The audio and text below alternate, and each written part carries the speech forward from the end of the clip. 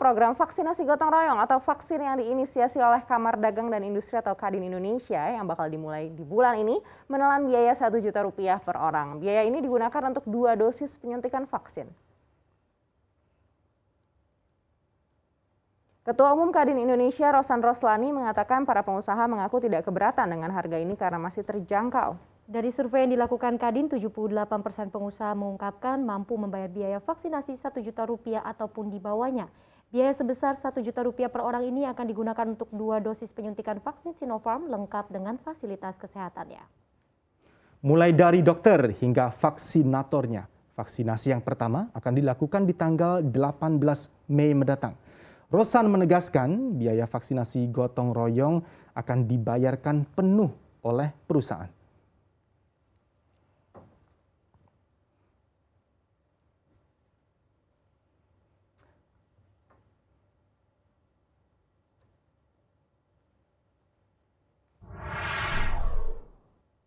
Nah ini ya, Ketua Kadin sendiri mengungkap apabila perusahaannya sudah punya fasilitas kesehatan sendiri, punya rumah sakit sendiri yang memenuhi standar dari Kemenkes. Perusahaan dipersilahkan, boleh ini sekarang, mengadakan vaksinasi mandiri atau vaksinasi mereka sendiri. Harganya lebih murah, tidak Rp1 juta, tapi sekitar Rp750.000 per orang. Jadi sekarang sudah ada sejumlah konglomerasi, katakanlah seperti itu, yang gurita bisnisnya di sektor layanan rumah sakit ya. Bisa jadi rumah sakit ini bakal kecipratan proyek vaksinasi. Setuju atau nggak kawan-kawan ini? Kecipratan proyek vaksinasi. Iya, nggak apa-apa sih asal mempercepat untuk proses vaksinasi sendiri ya. Tapi kita harus ingat juga ini proyek besar begitu ya. Sampai saat ini sudah ada 10 juta orang yang didaftarkan ke dalam program vaksinasi gotong royong. Targetnya 7,5 juta orang akan divaksin sejak 18 Mei hingga bulan September mendatang. Nanti 2,5 juta orang lain yang akan menunggu dosis vaksin yang tiba ke tanah air pada kuartal berikutnya di tahun ini. Nah, prioritas vaksinasi gotong royong akan dilakukan untuk para pekerja manufaktur di zona merah. Ya, selain itu Kadin juga menyebut Jabodetabek ini jadi wilayah pertama vaksinasi gotong royong. Kita tahu sektor industri manufaktur ini juga berkontribusi signifikan ya bagi ekonomi Indonesia lewat realisasi penanaman modal dan juga penciptaan lapangan kerja. Bahkan